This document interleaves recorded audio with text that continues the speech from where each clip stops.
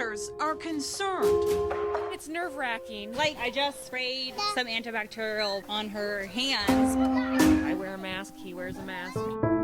They're taking precautions as the number of coronavirus cases surge nationwide and here at home. We know we've got a lot of coronavirus in the community. But now we're learning not only is coronavirus transmitted through the air, it's on surfaces you and I touch every day. How concerning is that?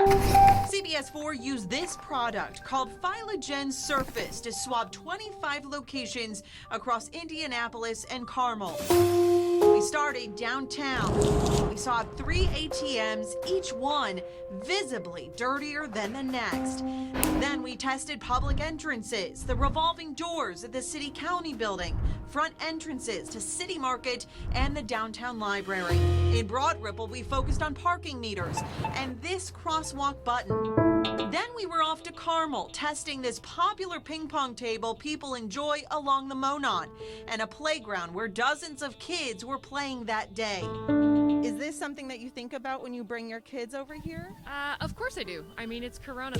We also collected samples from children's toys, appliances, cell phones, and areas from inside a vehicle. Should we be worried that we're running into COVID particles when we touch everyday things? Is it as likely? No, that this is a significant source of the virus, but you are coming in contact with it. 3 of our 25 locations flagged positive for coronavirus.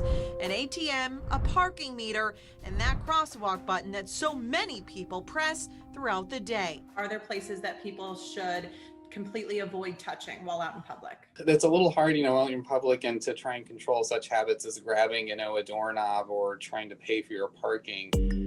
Doctors weren't surprised by our results, but said it proves that coronavirus lives outside of the human body, even if temporarily.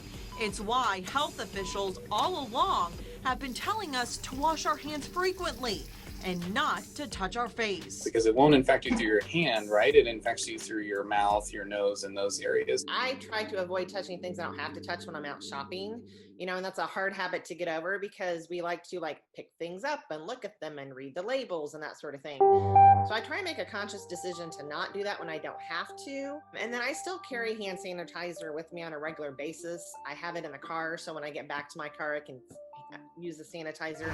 Phylogen Surface, which promises to identify coronavirus in any indoor space, markets to businesses nationwide so they understand where to clean and sanitize most. A spokesperson told me previous swabs have proven COVID particles are on grocery store freezer doors and many of the plexiglass barriers at store checkout.